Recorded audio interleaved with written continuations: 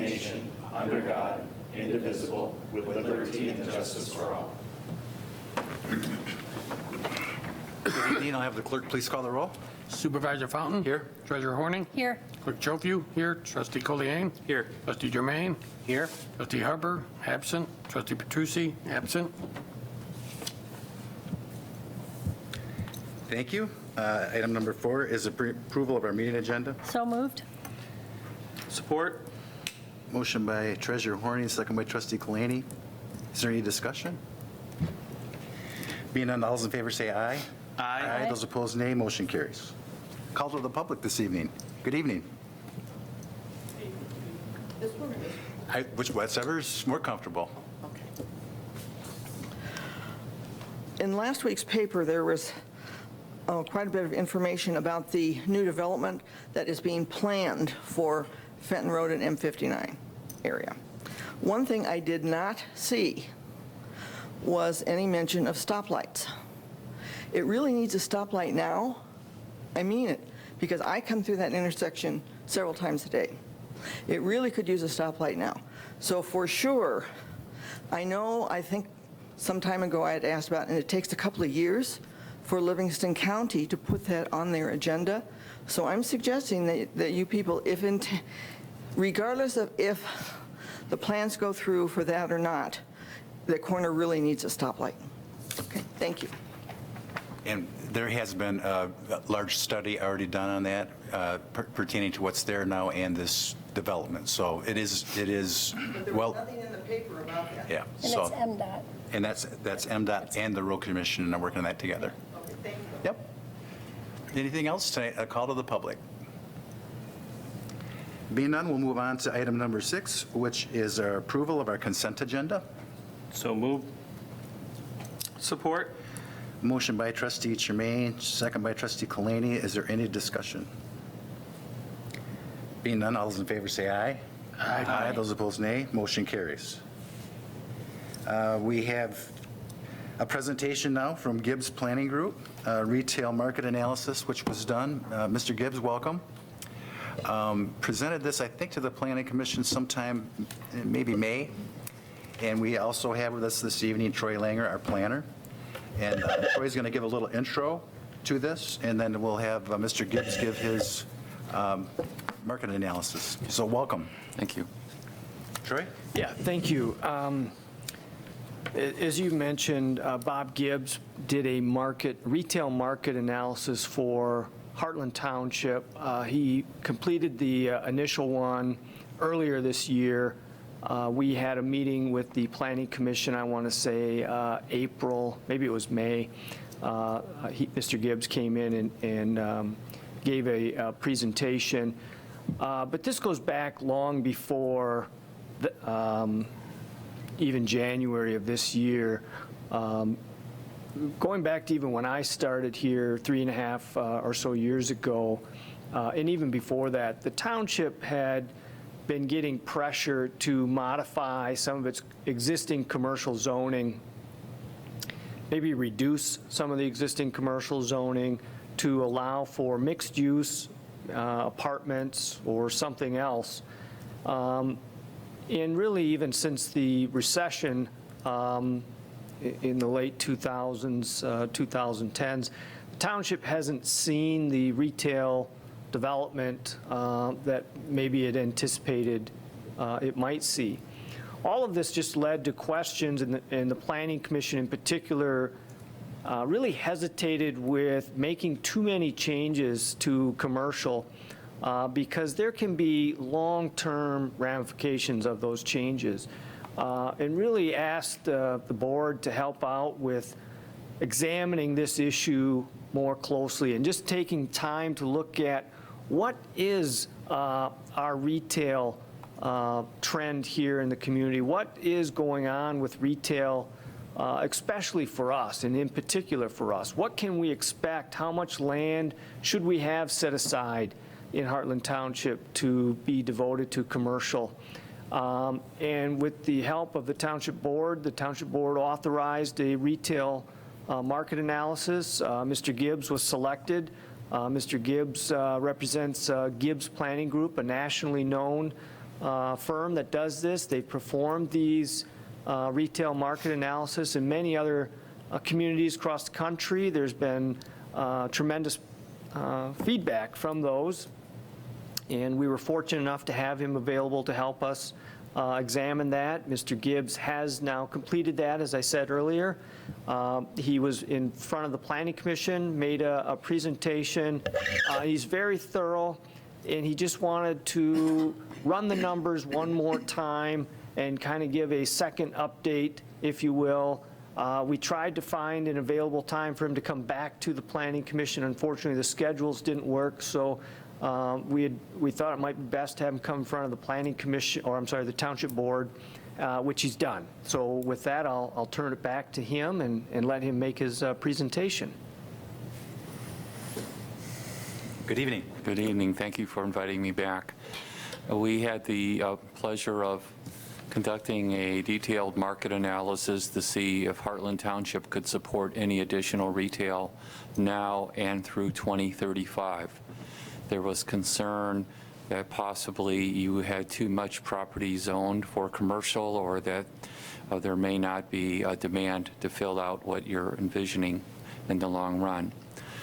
This study is a fairly sophisticated study. It's the kind of study that we provide for corporations and retailers and national developers and real estate investment trusts when they're looking at opening or repositioning shopping centers or mixed-use developments. We conducted the study over about 3 months of time.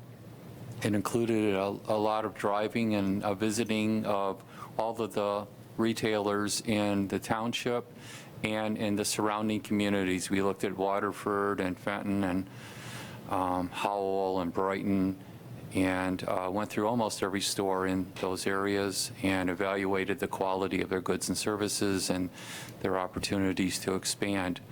We also conducted, with Troy's help, we conducted a lot of focus groups with residents that live here, young families, senior citizens, empty nesters, a whole range of developers and real estate and restaurant owners and business owners. And they were very forthright about where they shop, why they shop here, why they don't shop here, and the kinds of businesses they're looking for. Our report includes a description, a narrative of those focus groups. And it's easy to conflate what the focus groups told us with our findings. And I understand that some of the focus groups said, for example, they'd like a cheesecake factory. So we put in our report that people said they like a cheesecake factory.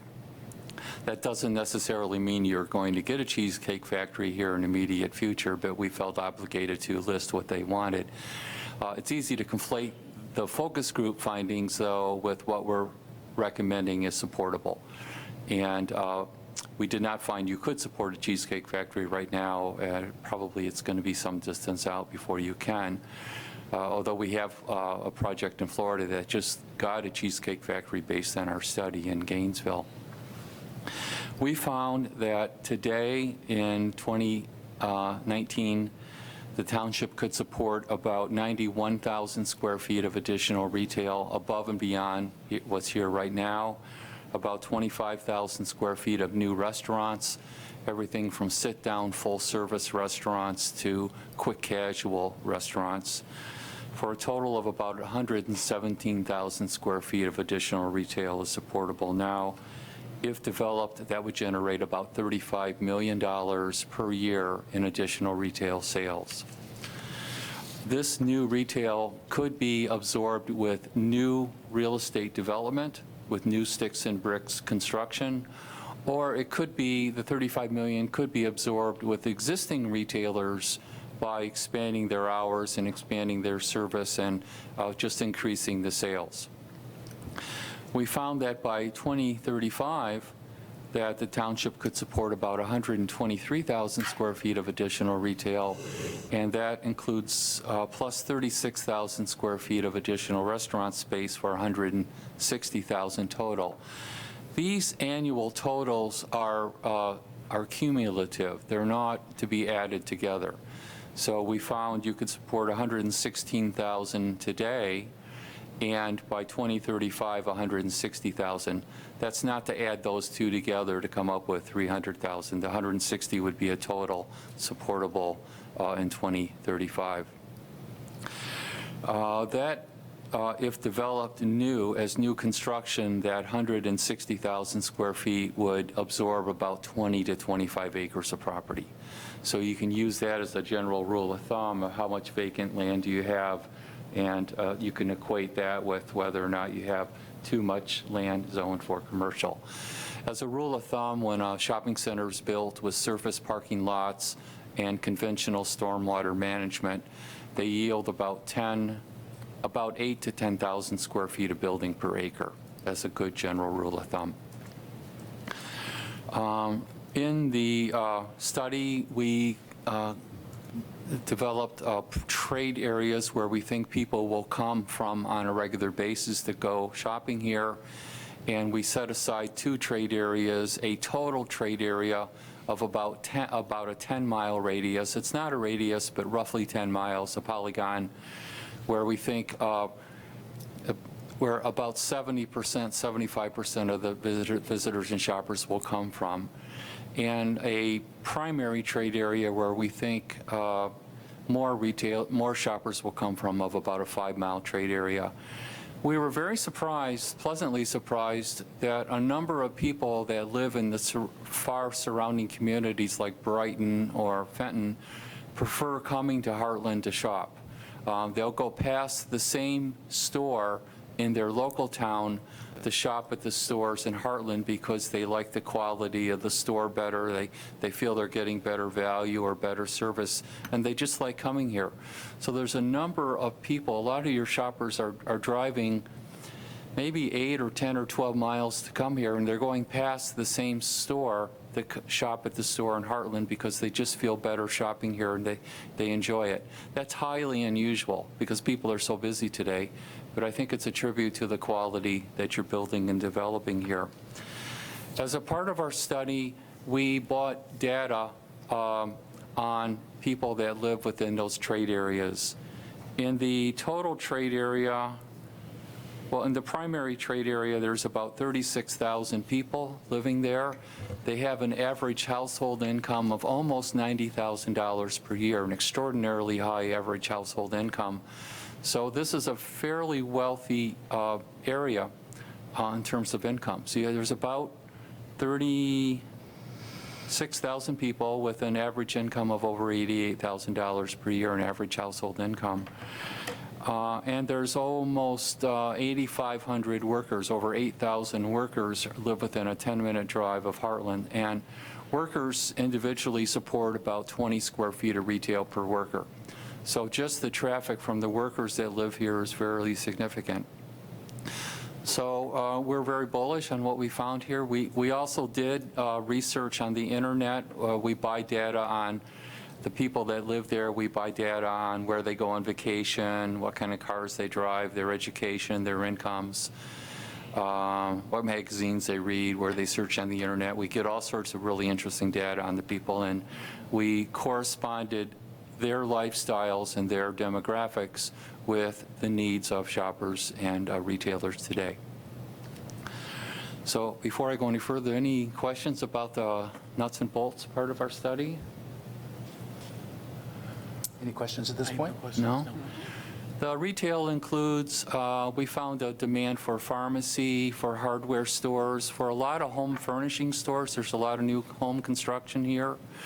We didn't find a demand for a grocery store. That sort of surprised me. We almost always find a demand for a grocery store, but the groceries you have here are of high quality, and there's really not technically a room for another one to come into this market.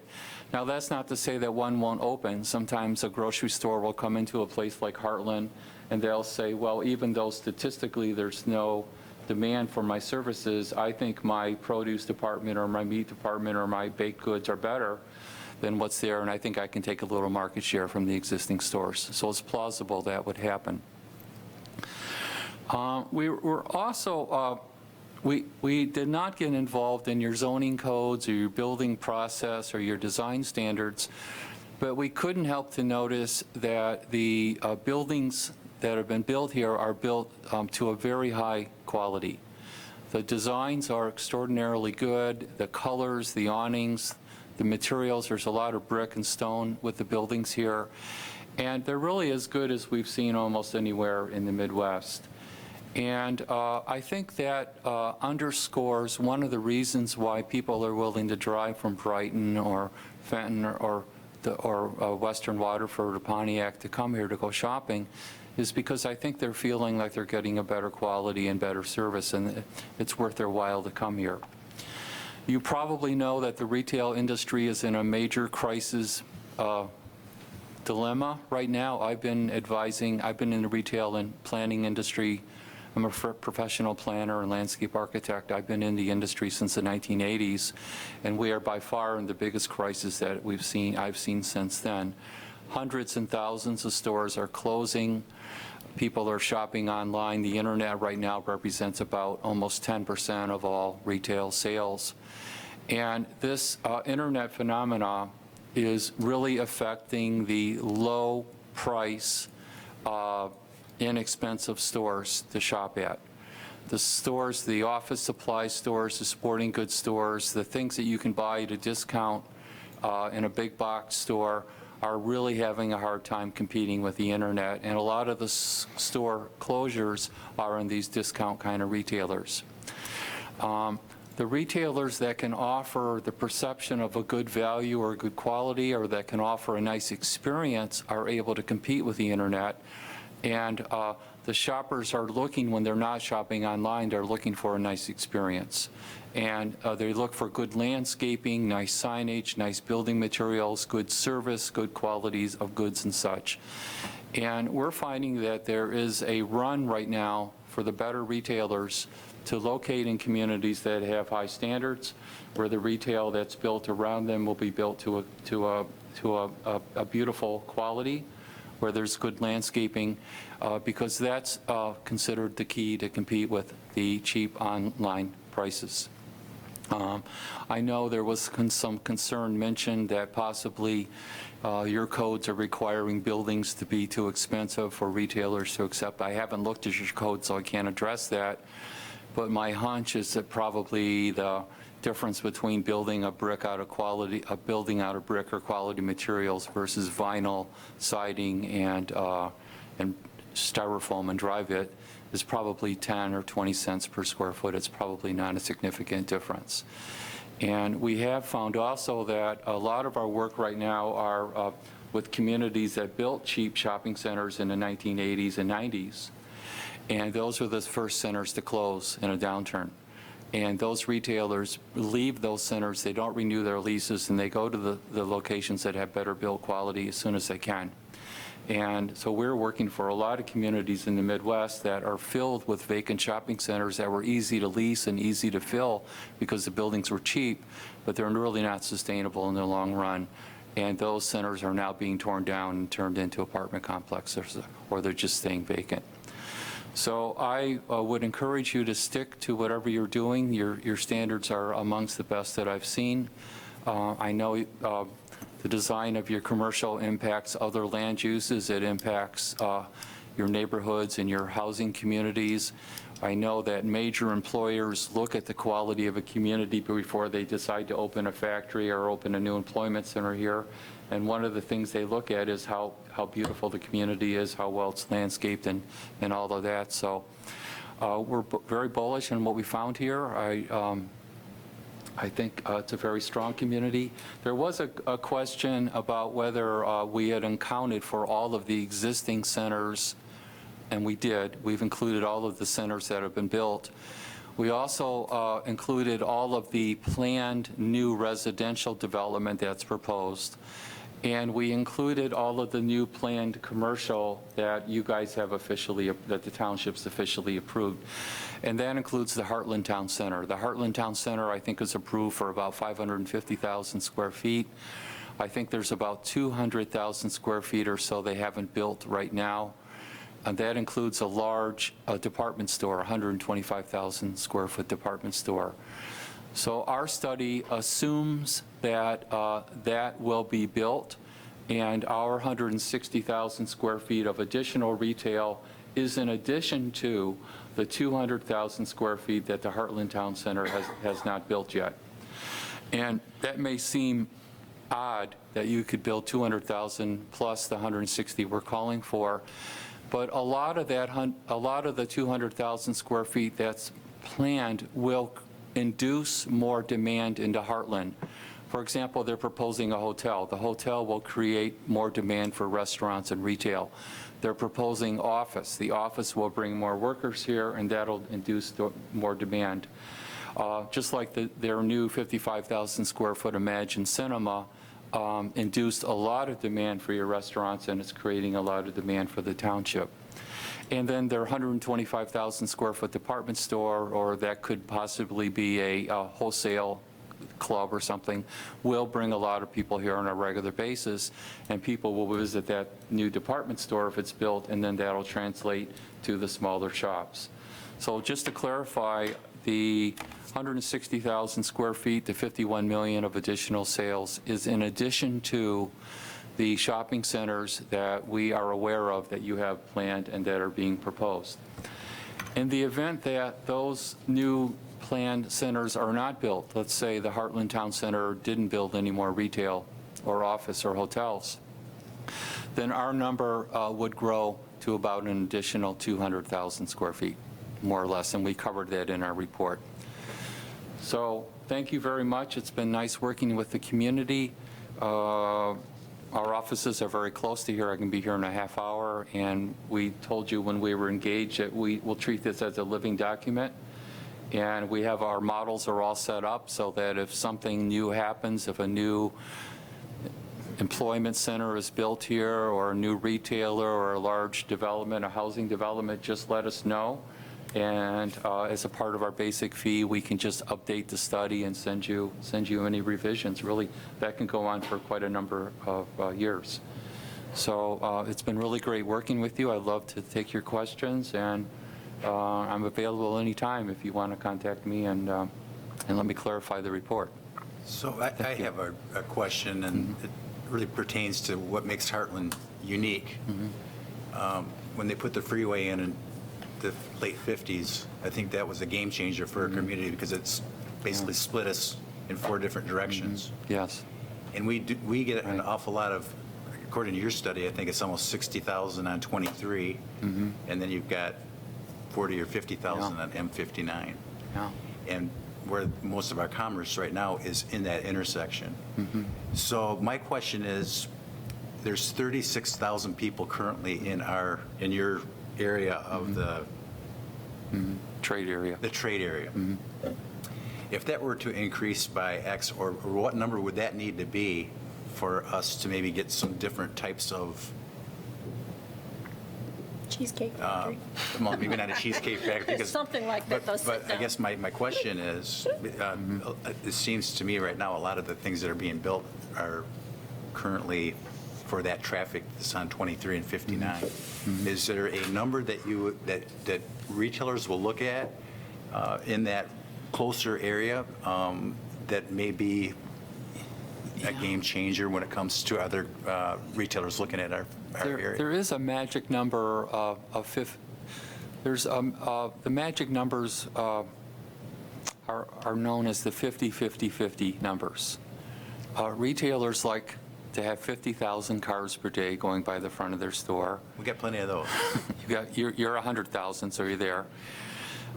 They like to have average household incomes of 55,000 or higher. And you're almost 90,000, so you're there. But they like 50,000 people in the trade area, and you're a little shy of that. I think you're around 36,000. Now, with the new Imagine Theater and with the quality of some of your restaurants, you are well over the 50,000 people within a 10-minute drive. In fact, you're almost 100,000 people. So I think you do meet the criteria for a lot of retailers. And plus, you're a rapidly growing, beautiful community. And with the crossroads of your 2 intersections, you have within a 10-minute drive here an extraordinary lot of people. So you do meet the site selection criteria for a lot of retailers. That being said, a lot of the retailers have just stopped growing, or they're downsizing. Instead of opening new stores, they're closing stores. So we took that into account as best as we could for the next 25, 30 years. But when the retailers start growing again, Hartland is exactly the kind of place they want to go to, because of the growth, because of the beauty of the community and the strength of your demographics. So I think you're there. And I haven't, and I hate to, Well, I was just going to ask one other quick question. Yeah, go ahead. The importance of the sense of community. We're trying to work with different organizations within our community, the schools and the chamber and the library to help us. How important is that when it comes to a retailer or somebody that wants to build, that Hartland is more than just The local branding. like a branding element? Is that? Well, yeah, the communities like Hartland offer a very high quality of life. Good wages, low crime, a pleasant place to live, lots of recreational opportunities, lots of schools. So this is sort of an X factor that you can't put into a report like ours, that communities will gravitate to, and Hartland offers that kind of place.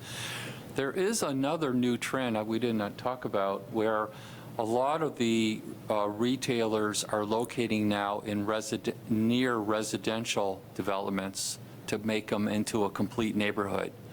So coffee shops, bakeries, little neighborhood businesses like that are being put into the new residential developments so that the communities are walkable, so that you can walk to the corner store, you can walk and get a cup of coffee.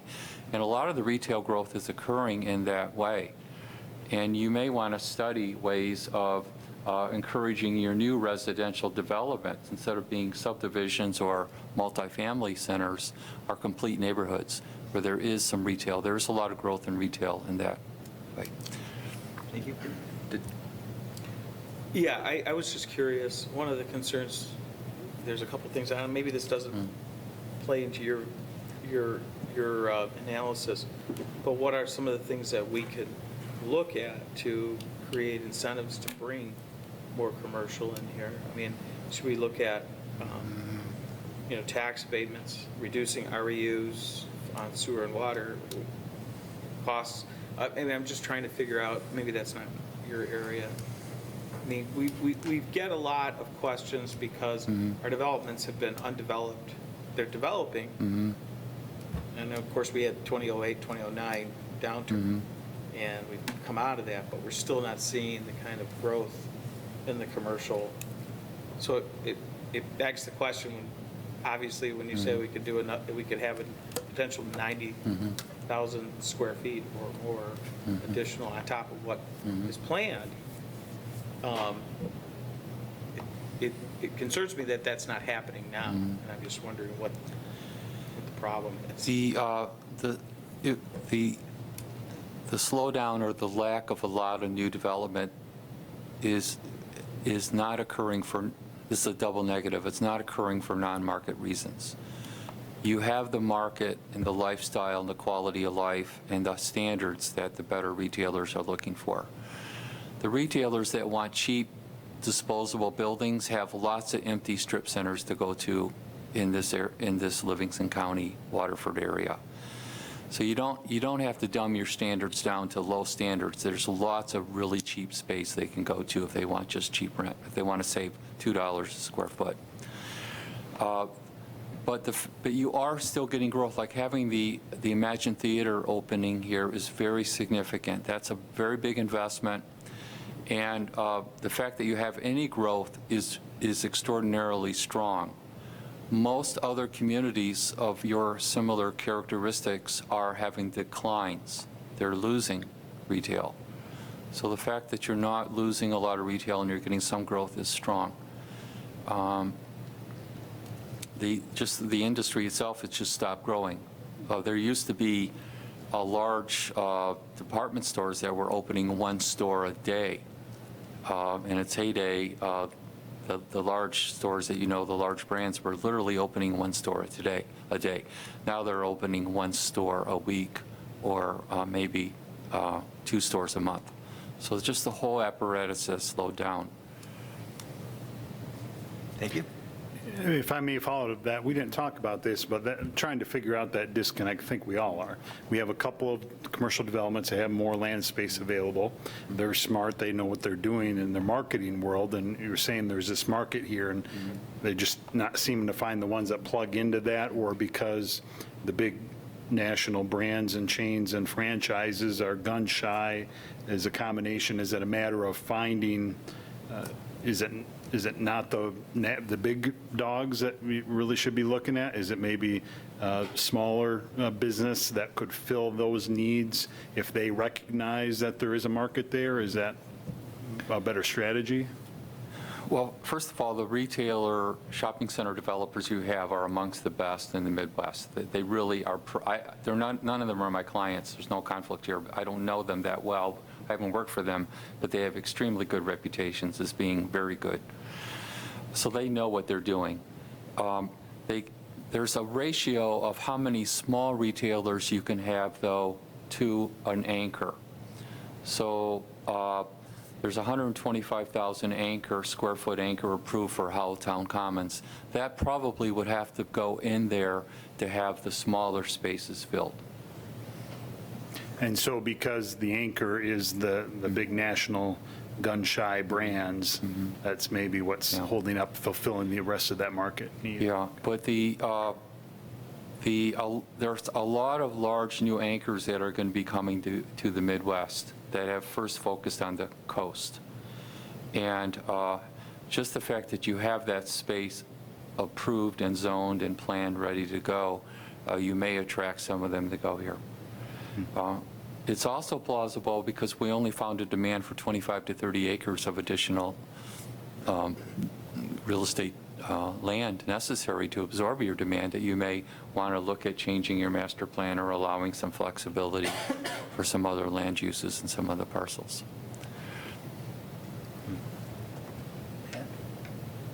I just have one question, and I think I already know the answer.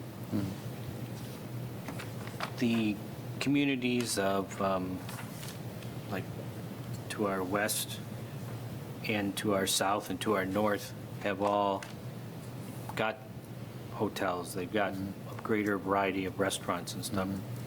But when you look at, from my point of view, at least looking at the density of the people in that area, it's not much different than here.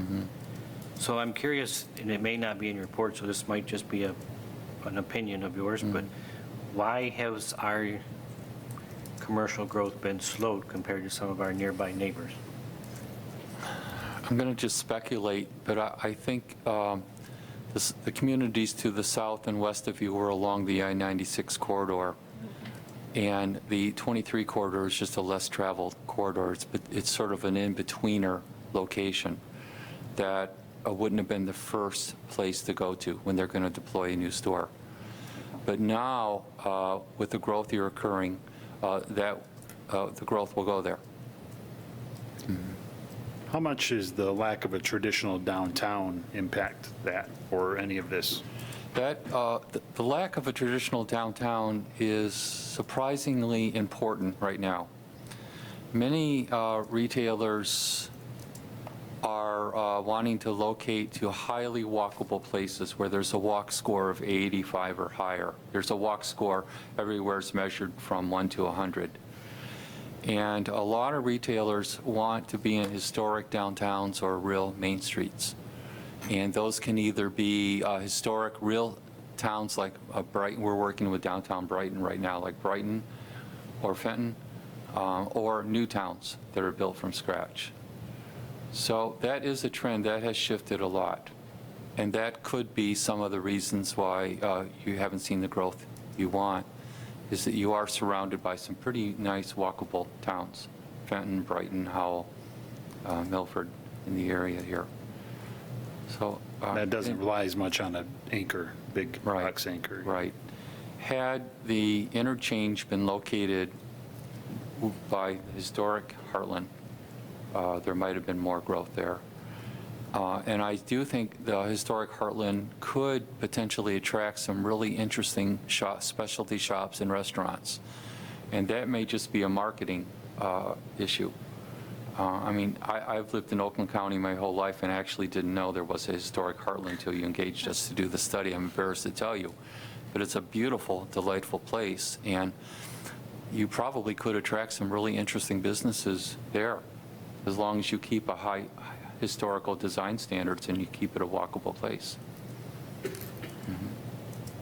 So it could be the next wave of new retail built may come to you as a walkable mixed-use town center where there's residential and office on top of retail, and there's real main streets and real walkable places. We planned one in Rochester Hills 15 years ago called the Village of Rochester. We did that plan. That's the new stuff we plan is really only walkable centers. There's very few shopping centers being built anymore that are conventional centers.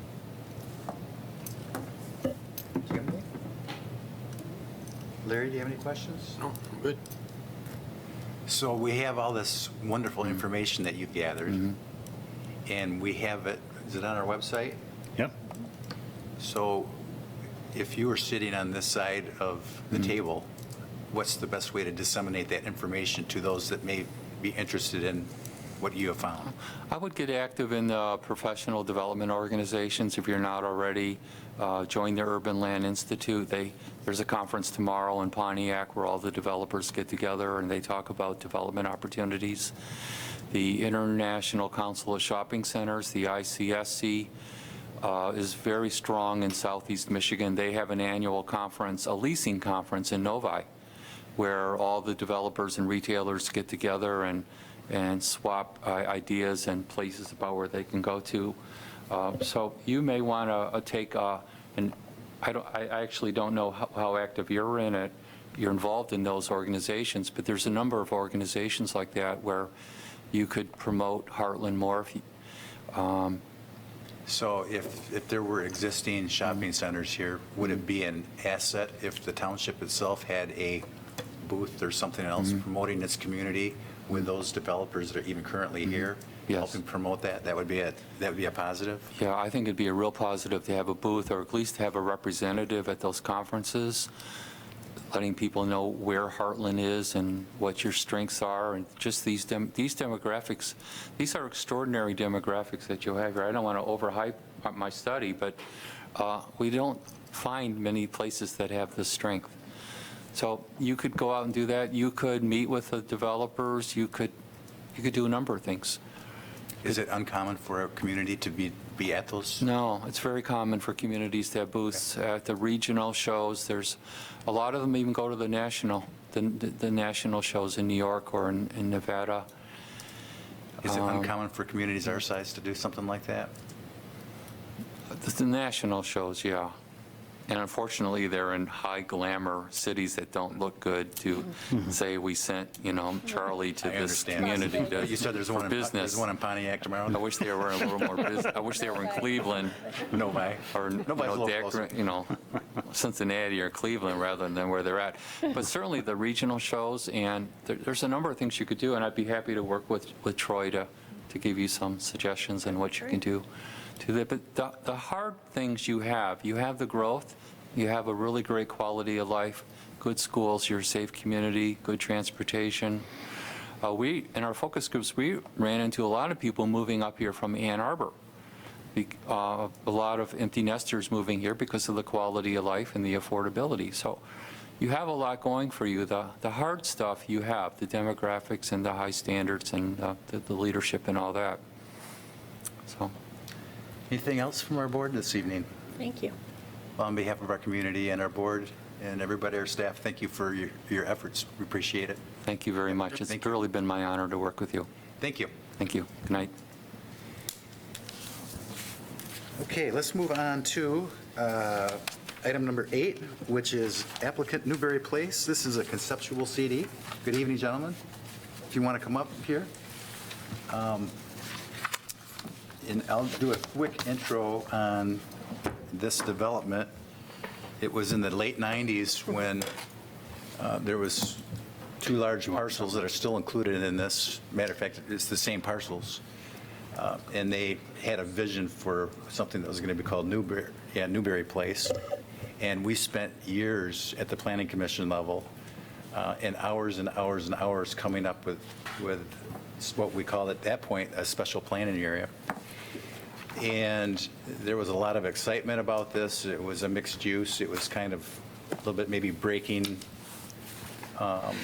some new patterns. Excuse me. We had just gone through our comprehensive plan, and in our community, there were a lot of, not to call them out, but a lot of San Marinos, and there weren't a lot of smaller subdivisions that had a higher density.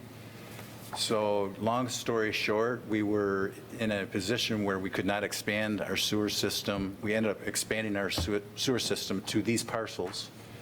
And the original special planning area that again is in our, it's spelled out quite nicely in our comprehensive plan from I think 2004. What's being proposed now is very similar to that. So this has been on the potential development plate for probably over 20 years. So I just want to give everybody a little bit of a history because I think it's important to understand this just didn't show up last week. And Mayberry's been working with us for quite a few years at this point to, you know, hopefully launch his project. So I'm going to turn this again over to Troy as our planner and kind of just help facilitate a little bit what you did, and then we can open it up to the board for any questions or comments. Okay. Thank you. I think you gave a great background to the history of this land being a focus of a development that is different than the area around it, that this has been something the township has been looking at since the late 90s as a special planning area with the goal of providing a diversity of housing and different housing options for residents in their community. So as residents grow out of certain housing options, there will be other housing options available to them right here in Hartland, so they would never have to leave, hopefully. I kind of wanted to talk just a little bit about the whole plan development process, just stepping away from this project in particular, and just to reiterate what that process involves. The first step in a plan development is the conceptual phase. That phase is where the developer presents a concept plan to the Planning Commission and to the board to get feedback, essentially asking the question, is this doable? Is this something that we can invest time and energy on and we might be able to have success? This project has kind of gone through the concept phase to the next phase of preliminary. We're essentially back at that concept phase. So we're looking at the big picture of, does this look like something the township would want with some commercial here, some residential here? Those are the basic questions we're trying to analyze. The next step in this whole plan development is the preliminary plan phase. And that term maybe is a little bit deceiving. In that phase, we will present an actual final plan, a plan of the development with the plan development agreement, which will effectively act similar to a zoning ordinance.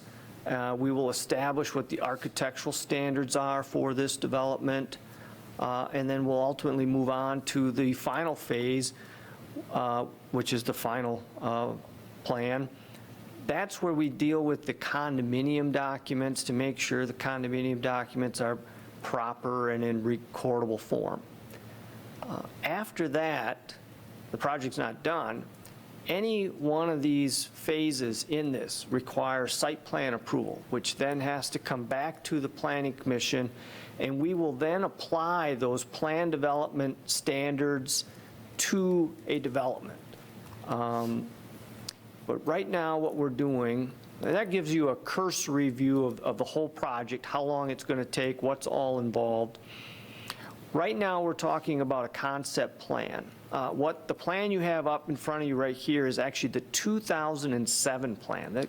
This is the plan that had been in front of the township, had received preliminary approval, and then essentially the recession hit, and it just never was pursued. This plan is, the reason I have it brought up is this plan has the same property as our current plan. There's 147 acres approximately in this plan. And this plan showed a certain density, it showed a certain square footage of commercial. After the recession, if we can move on to the 2016 plan, the west, what's commonly called the west 40 acres, was for some reason eliminated from this development. And what you're looking at here is the north side of the 2016 plan. The north side contains about 30 acres. This development has some commercial at the corner of M59 and Fenton. It had a senior adult care facility along M59, and then it had a mix of apartments and townhouses on the north side. On the south side, there was commercial along M59, and then it eventually went to single family as you went away from M59. And that's the 2016 plan. This is the plan that was in front of the Planning Commission for preliminary review. I can't recall if this actually made its way to the Township Board for discussion. And essentially, this plan just was never pursued. Since that time, staff, the Site Plan Review Committee of the Planning Commission have been working with the developer Mayberry Homes on this project. And a couple things have changed since 2016. One, the applicant has acquired that west 40-acre piece. So now we're back to the same land that was in the 2016 plan. If you could maybe bring up just a general site plan of the current. 2007 plan. Yes, I'm sorry. So now we've got the full 147-acre property. Also, since that time, the adult care facility has left this facility, so that opened up area to be used for something else. And then since that time, the developer has started to work with an apartment complex management company. And one of the first things that company talked to the developer about was, you have apartments on the north side, you have apartments on the south side. M59 acts as a division here. It would be best to have all of the apartments on one side or the other to have a common, they'd be able to share the clubhouse facilities, the pool facilities, and so forth. So the applicant, Bob Schroeder, approached staff and said, which side do you think would be best? The Site Plan Review Committee met with him, suggested we have residents that are much closer on the north side, and we should maybe look at the south side as our area for apartments. We should look at ways of preserving and kind of buffering any existing residential. So those are some of the primary changes that have occurred since the 2016 plan. And what the applicant has drawn up essentially is a concept plan that would identify areas to be developed for apartments, would identify areas to be developed as mixed use, which would have some commercial, has identified areas that would be developed with single-family homes, but could possibly be some townhomes, has identified areas that could be just single-family, would be nothing more than that. And the plan that you have before you represents at its greatest density, at its highest square footage of commercial. And so what the applicant is essentially asking the Planning Commission and now the board is, if I did apartments in this area on the west property and had this number of units, is the township okay with that? When it comes time to develop that, I might change the plan. It might look different, but there would be no more apartment units than what you see right here in this plan. And when it comes time to develop the commercial, it might change a little bit, but there would be no more square footage than what you see in this plan. And when it comes time to develop the single family, it might change. There could be some townhomes, but it would be no more units than what you're seeing in this plan you have before you. That's essentially the question that's being asked for the board to give some feedback and comments on. And with that, I'll just be available for any questions or comments you might have. They have you have some slides you want to go through then? Is it? Yes. My first time working this, so we'll see if the slide is up. Okay, as Troy said, we've kind of put the original project back together and through time have reformulated that.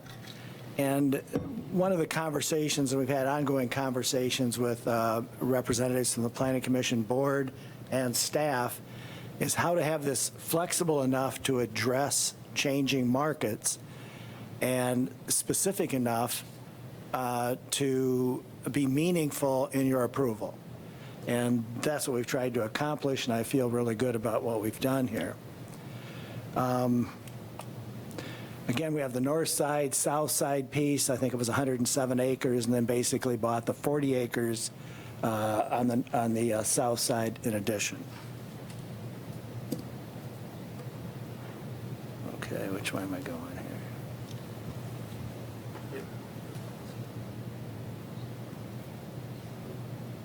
What's that?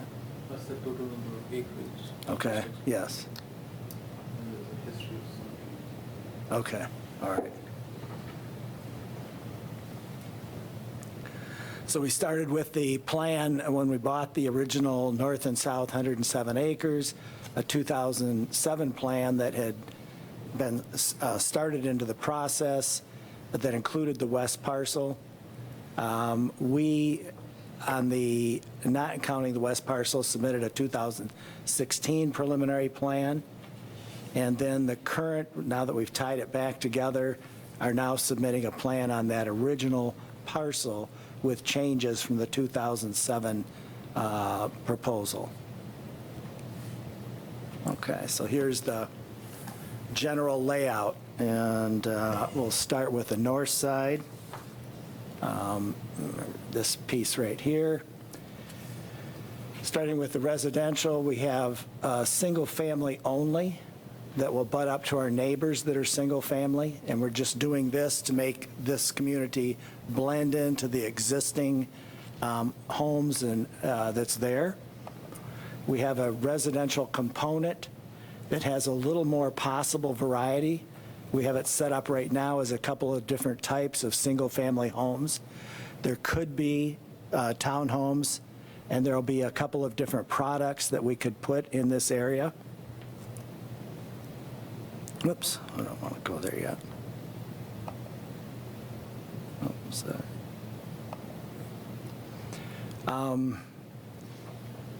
on the very north, on the corner here, we have a 2-acre commercial parcel. And on the commercial parcels, there's a couple of developments in Lansing that I really liked. Because to me, as a primarily residential builder, it's always been a problem to have harsh commercial that you go through to get to residential. So how to blend those two things and make it harmonious and tie it in together as a community. So what we're proposing, the way that we've done it, is the buildings and everything soften this commercial. We're not putting parking out in front. We're not putting a detention pond and bright lights and announcing that it's a commercial, but it's a little more subdued with a building instead of the parking hidden. There's a potential gas station here, but it's concealed, it's softened. And we've talked to people who run that sort of business, and the traditional thought is they want the pumps out front, bright lights, and we're a gas station, come and see us. And we've designed it that, no, it's softened and softens back into a residential commercial feel. This area, the green, is a mixed use. This can have on the two sides up to 66 residential units. It's a little more restricted in its commercial applications, doesn't allow gas stations, doesn't allow some of the things that could potentially go into the commercial districts. So that's the north side. The south side, we have a 7-acre commercial parcel. Again, and I had an architect in Florida work on this that I've worked with for years, but we're berming in a car wash. So the car wash, just the brick wall comes up above the berm, and that, again, softens the feel of what can be a gas station here, and then a commercial center that can be restaurants, convenience store, that type of application. There's some additional commercial that'll be located along the entrance to create kind of a streetscape. And again, I want that to have a,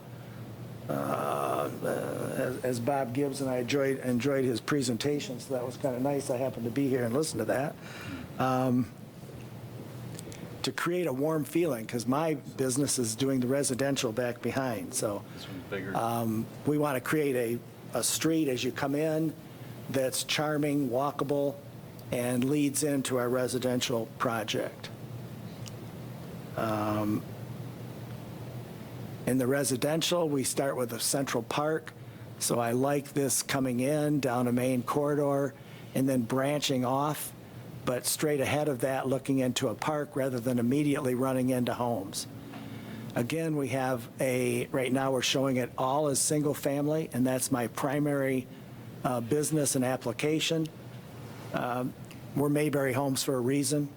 When we started the company, there was all sorts of possible names, and there was a study done actually at Disney, and they asked people, where do you want to live? And whether they were from New York City or Wyoming, they all talked about wanting Mayberry in effect. And that's what we've tried to create in several communities that we build, and that's kind of our core design and feeling of what we're trying to do. So this project for us is great. It really gives us a larger scope to create a community. So we start with the Central Park, residential around it, again shown as single family, but it can be a couple of different products. We have a motor court product. There could be attached townhomes, depending on what the market demands are through time. Then we created a clean and separate apartment project that in the 2007 plan was a senior center and mostly commercial. So we're replacing from that original, if you jump from the 2007 plan to our current plan, we have more residential and less commercial, just to bottom line it. We have about 280,000 square feet less commercial. And do you remember the number additional residential? I don't remember that number, but You went from over the 2007 plan. 133. Pardon? You went from 280,000 to 133,000. Okay. Commercial? Only 30 to 40 more residential. Okay. So reduce the commercial and increased residential. So that's the exchange we made. The, let's see here, we have. So the single-family districts, again, just highlighted out. Does create a range that we will demonstrate of residential products that we could use in this, our primary focus being single-family homes.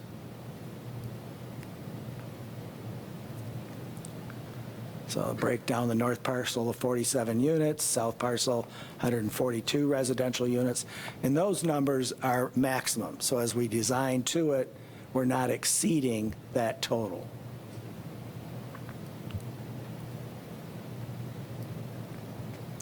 Just some pictures of products that we would be using and products we've developed.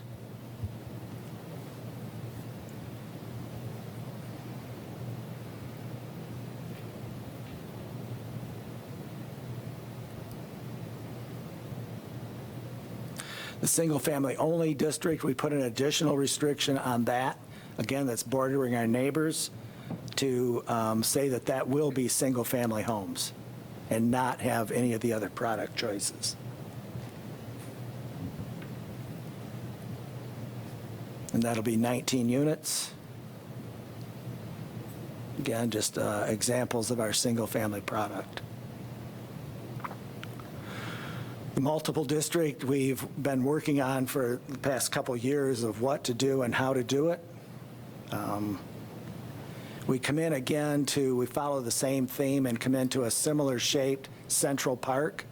So when you come in off 59, you come into that same curved park area that'll have a clubhouse, dog park, some other amenities to the apartment project.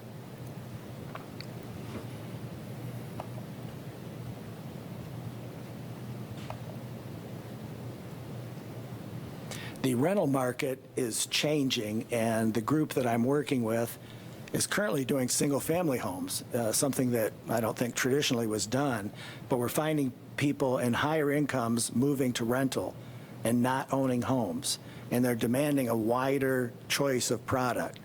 So we've tried to accommodate that with both traditional apartment buildings, townhouse-style apartments, and even the possible of duplex or single-family rental product in this area.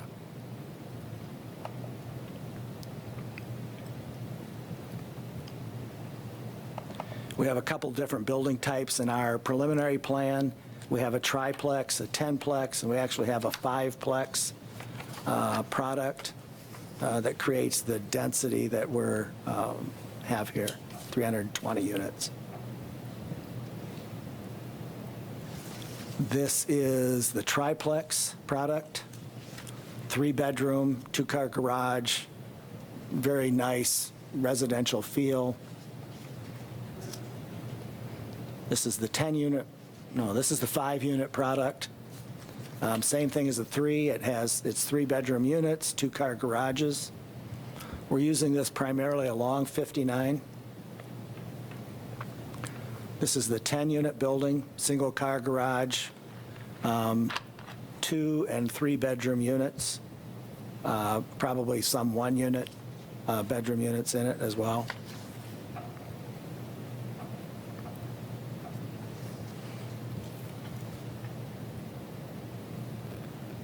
The mixed-use designation allows a combination of residential in a couple different forms, as well as various types of commercial. The residential will be limited to 66 units. Then we have the commercial space spelled out of what the maximum commercial space allowed would be. It also could allow offices and different functions.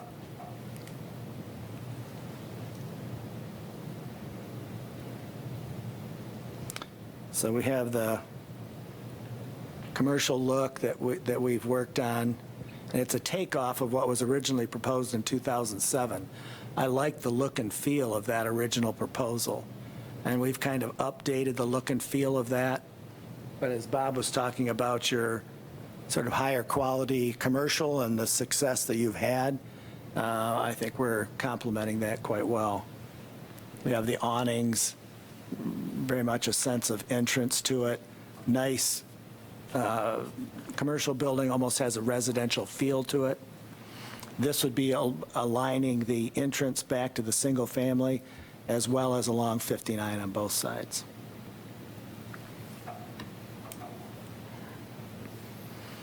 The commercial district, again, north and south, we have the 2 acres on the north, 7 acres on the south.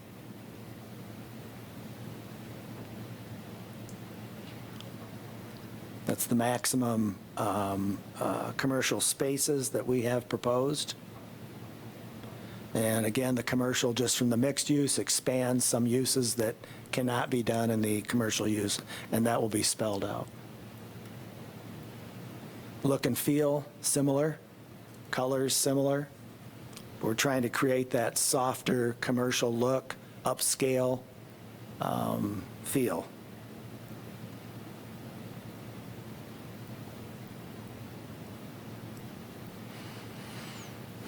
So there's all the different elevations. So from every side, including the back, these are beautiful buildings. Is that the end? Okay. So that's what we have. We put a lot of work into it. We're excited about the project, and if you have any questions, I'd be glad to try to answer. I talked about this at the planning commission, as I said on the planning commission as well, and I just want to, the one concern I had was, see a parking lot, and what is planned in regards to that. What I really like is if you're going to do those apartment buildings, that the garages are within the building and not large Structures. carports. I think if you're going to keep to the spirit of what, or the law, or of our ordinance related to special planning area, we're looking for, special planning areas got certain elements, and all those elements need to be part of that when we're doing these developments. I think so far what I've seen, I like. I want to just let you know that. It is a lot of density, but I'm a little concerned with the commercial. I mean, I like what you've designed. I'm curious what's going to end up. So, I really don't want to see gas stations on both sides of the road. I think that would be really difficult to sell for me. And I know that's not your line of business. You're the residential mainly, but you see where I'm coming from on that. Yes. I think we always got to look back at what the ordinance prescribed for that special planning area and those elements. If you stick to what's in the ordinance, you follow those kinds of, and I was just trying to pull it up because there's like 5 or 6 elements in that. I think you're going to be just fine there because that was what was intended for the last 20 years. And I think it helps to preserve the open space, some open space, and preserves the intent of what that was for when it was originally conceived. Curious price point on your single-family homes. Do you have that? Do you know that? Or are you not ready to really talk about that? In general, we'll probably be starting in the high 2s. Okay. And we'll probably have product at $500,000 plus. Okay. So the previous, and I'm just kind of going back to where this whole thing started a long time ago, they've had, what I think they prepared was called a Pattern book. A pattern book. Pattern book, yes. And I think that offers some consistency, and I think that's what you're trying to achieve here. Is the commercial looks a lot, or the multifamily looks a lot like the commercial. Is that kind of what your vision is, that it won't, you won't be able to really tell the difference between the commercial and, I'm curious Yes. if that's what you're trying to achieve. Well, the biggest thing I was trying to achieve is, it's almost a joke in the residential community that you drive through a big box development back into a residential neighborhood. It's hard to market. It's hard to ever get that feeling of community.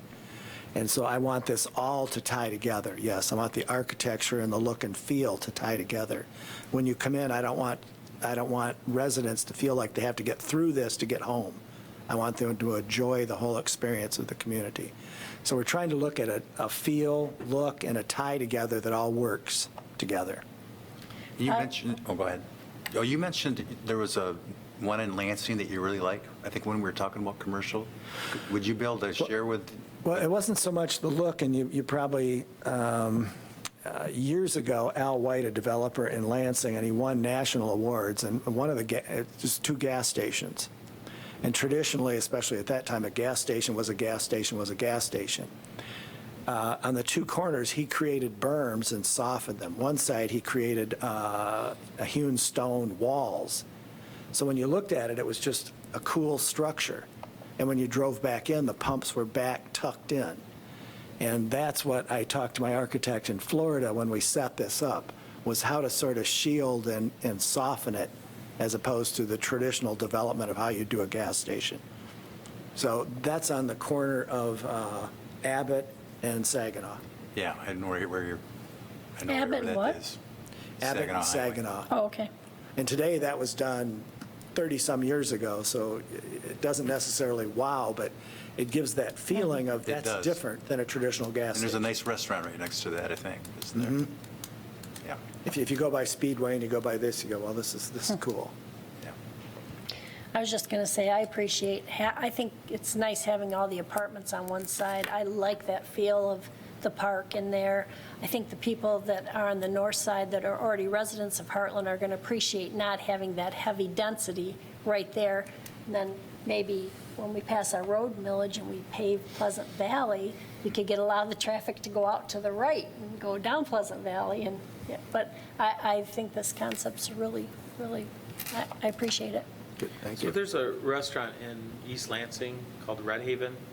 Yes. You know, Yes. So that center that it's located in it's pretty nice. I like how that's structured. I think there's even some office on top and then more commercial on the bottom. Apartments above, over commercial. Maybe, yeah, that's right. Apartments above.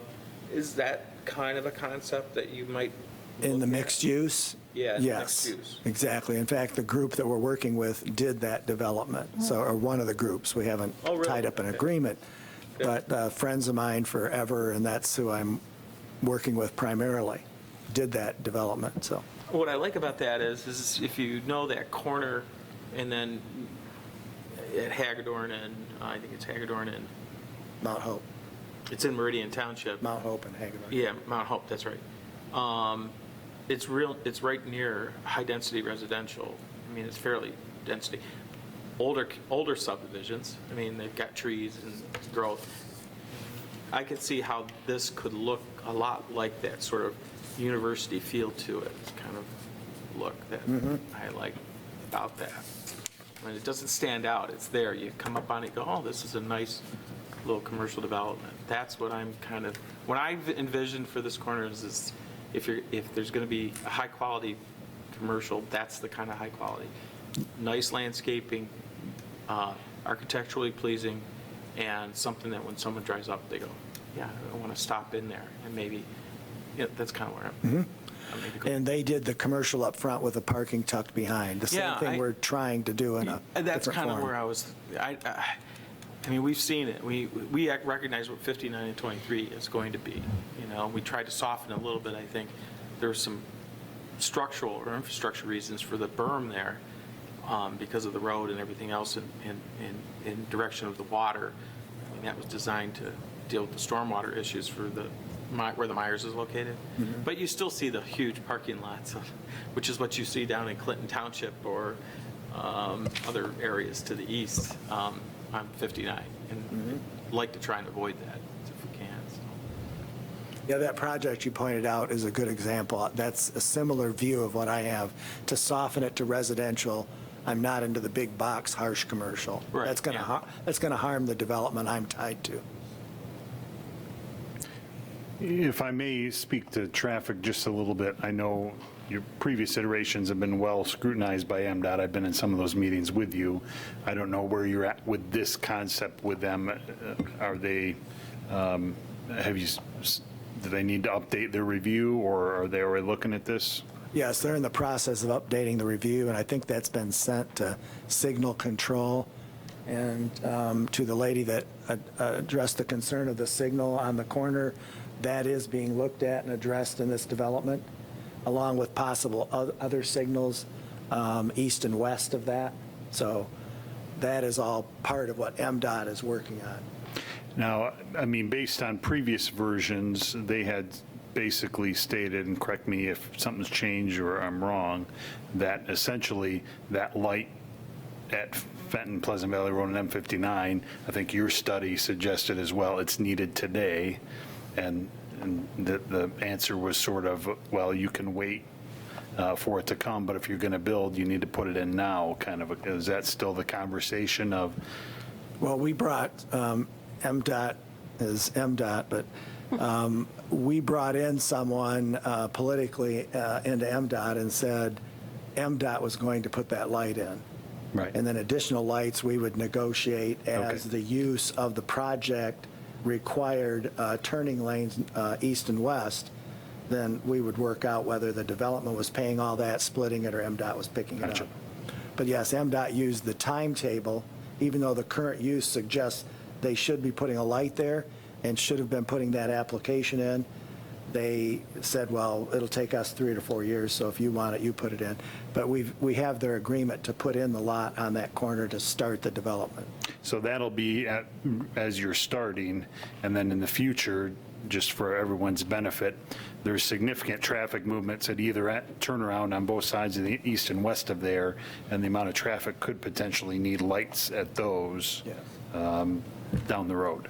Well, MDOT's restricting no left turn directly out of the community, so everything will be a right turn with what I call a Michigan left. I'm sure that's not the technical term, but there'll be an off lane and then a turnaround. So coming out of the community, you will turn right in both directions, and then there will be a lane to do a U-turn and come back when you're, it's fairly common. I think you have it different places now, but.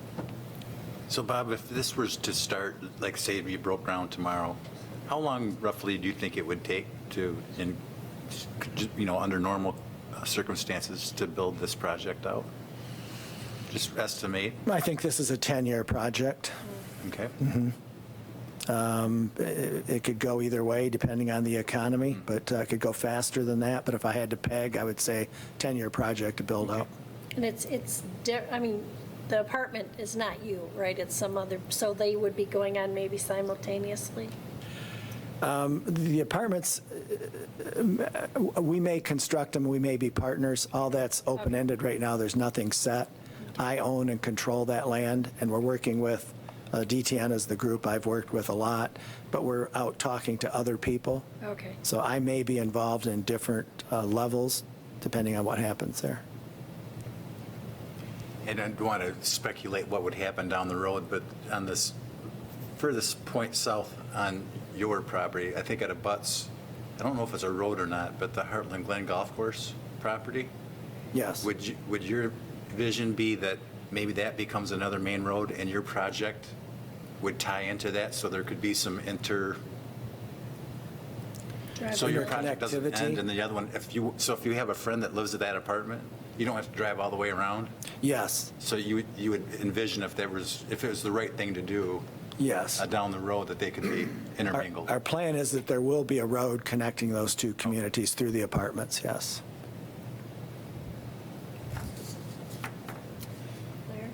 Larry, do you have any comments?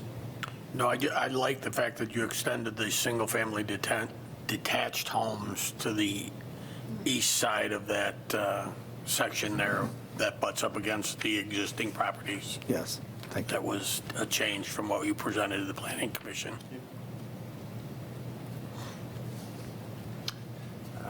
Anybody else have any comments? I have a couple. I've been able to review all of the materials that the Planning Commission has prepared in reviewing this plan, and I concur with theirs. I think the two things that I stressed, and I think they did as well, is the fact that we'd like to get a walkable community. You heard the prior presentation, and if you're going to get that many people in one spot, having things that they can do close by is healthy and beneficial in many ways. I'm pleased to see progress. I know it's been a long time, and I'm happy that we are moving forward. And I know this does take a long time, so I'm not criticizing you for that, but I'm just glad that from the standpoint of the community, that property was farmland for a number of years, and now it's just been growing weeds. Like, what's going on? I mean, so that's a good thing. This may be premature, but I know when you're going through your apartment photos, I didn't know if the apartments would be like a two-story apartment, or are they all on the same story and just have two levels? No, primarily they'll be two-story apartments. Okay. So we have garages and a first floor, and then a two-story that comes over top of the garages and the first floor. Yeah, I kind of got that when you said that you were trying to cater more to the higher end Yes. leasers. And then I know the first apartment that my wife and I lived in Findlay, Ohio, was above a bicycle shop on Main Street. So I didn't know if, and I think someone else just kind of raised the same question, is it, can you go so far with your mixed use that you can put residential above the commercial? Yes. That's one of the options, and we have plans drawn showing that too. But yes, that would be it. It could be townhomes and commercial side by side, but it could be commercial with offices and/or apartments over top. So the point I was going to make there is that I just think having that flexibility is good, especially as, you know, in 3 or 4 years, there may be different type of market that's necessary, but having those options available up front, planned for options, is a good thing. That's all. Thank you.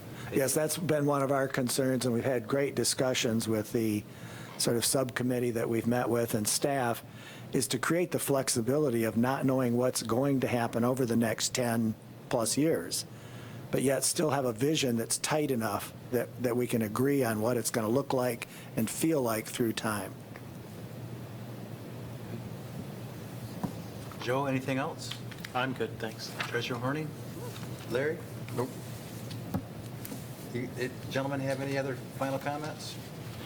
Troy, if you could maybe explain so it's quite clear, maybe what happens next.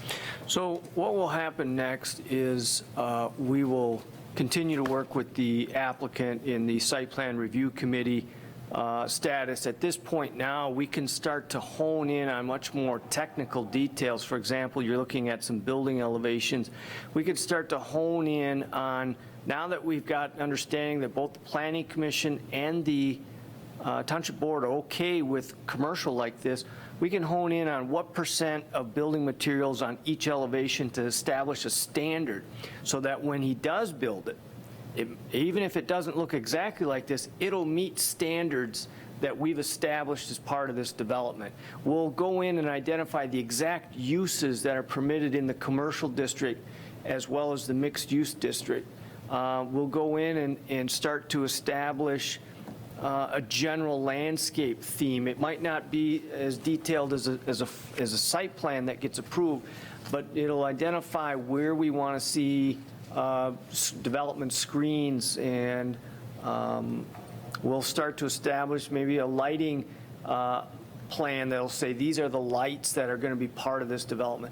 We're going to get into the much more detailed part of it, and then we'll bring back for the preliminary phase at the board and the Planning Commission. We'll see essentially a plan much like you see, but much more detailed. And some of the questions that people may have on the details of it will probably be better answered at that point.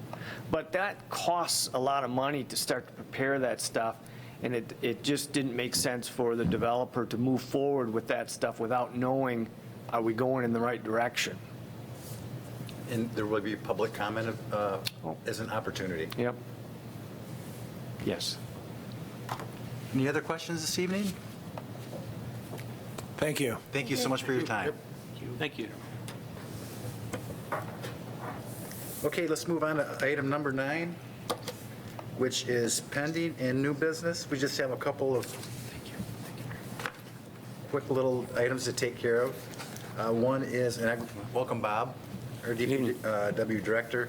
We'll move right on to those pending and new business, is road commission agreement for strategic crack sealing. Good evening. What you have before you this evening is an agreement with the Livingston County Road Commission to crack seal 5 of the six paved road projects that were part of the voter-approved Safer Roads Millage Plan.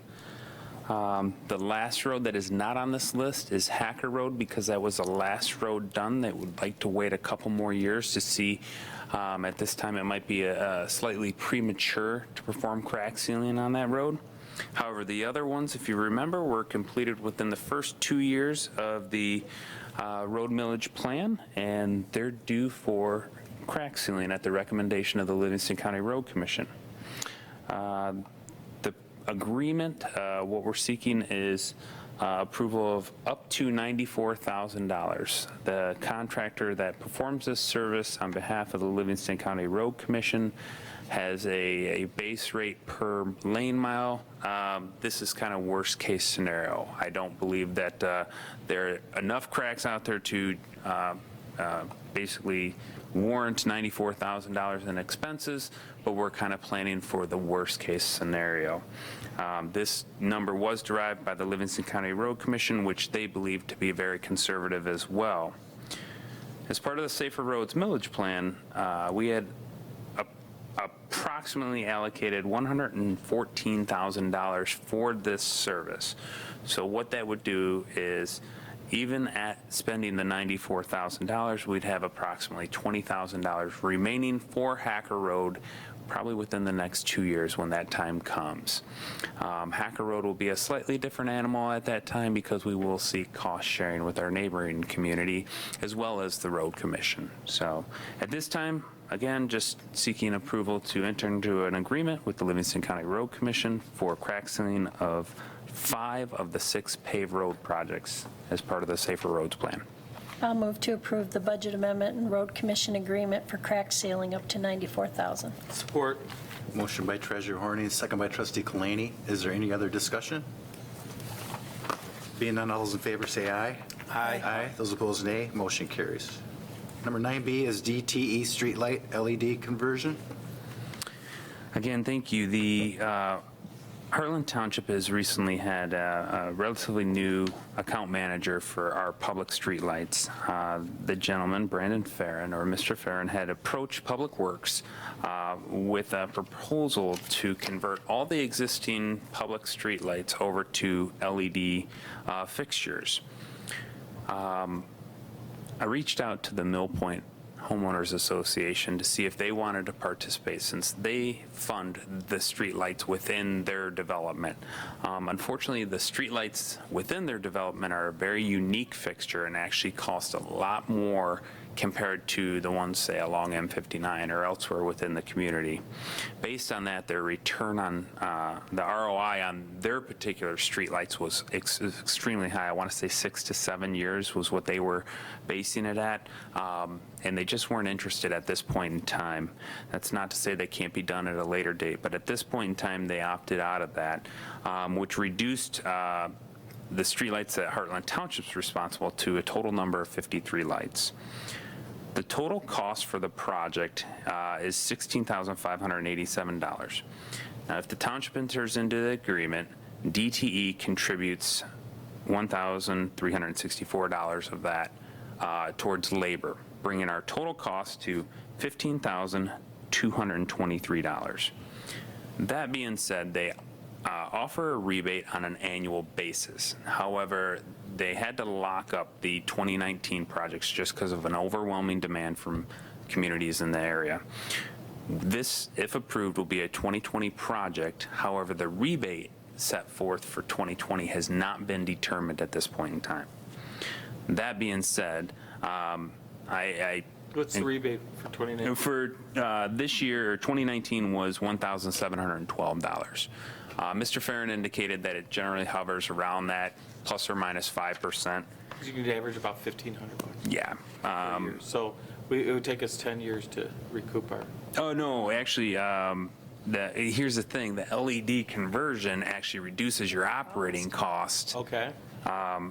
over $5,500 a year. So the actual payback with the 2019 rebate is 2.44 years. Oh.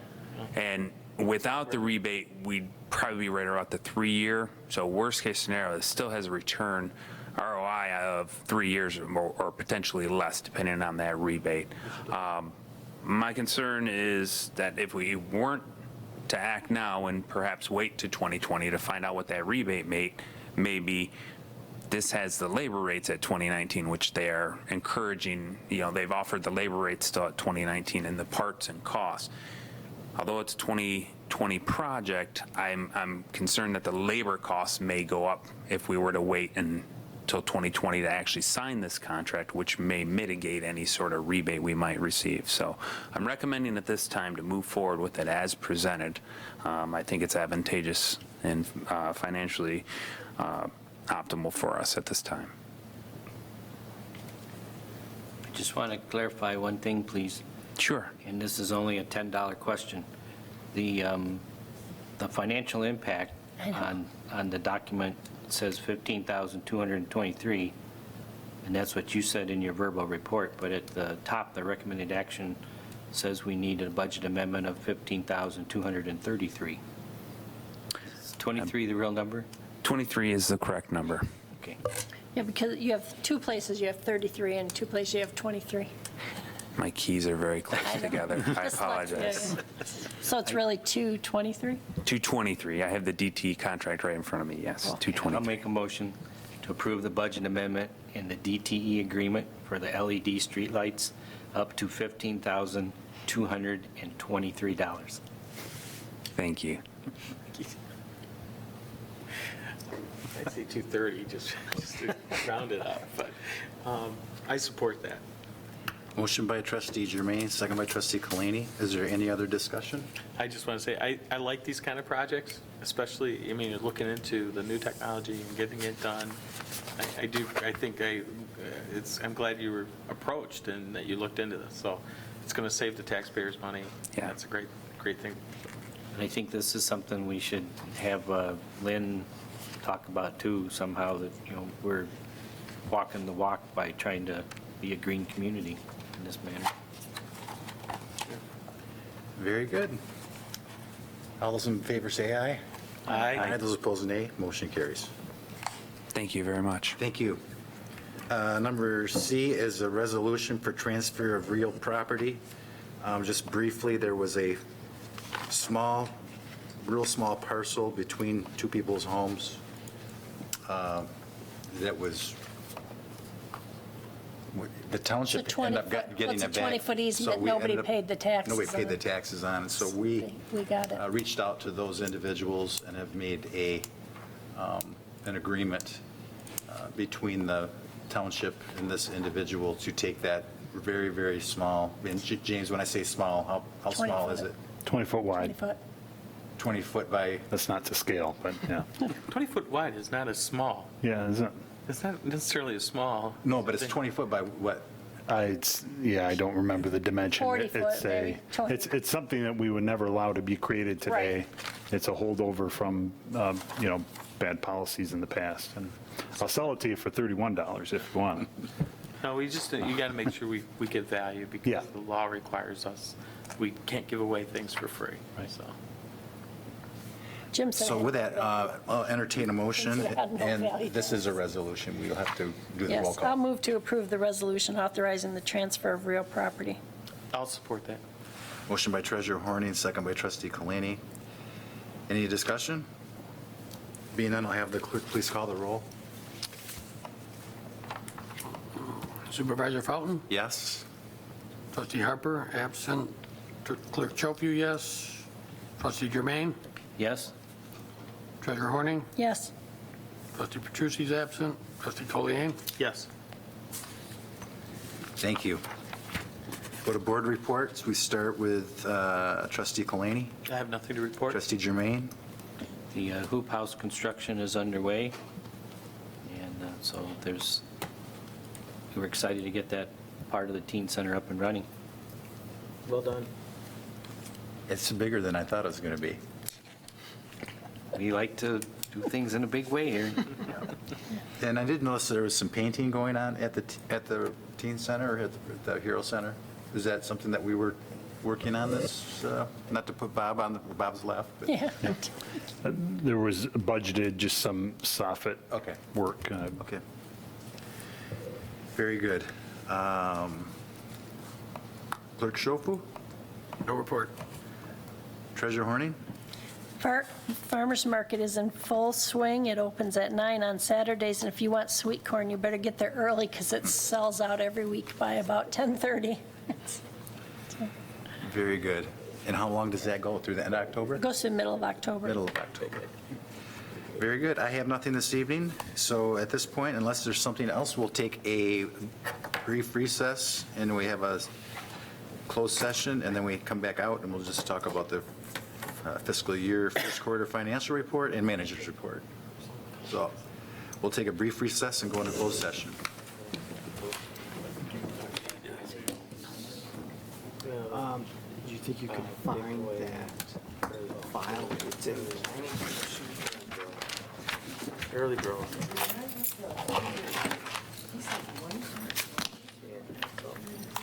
Some of them.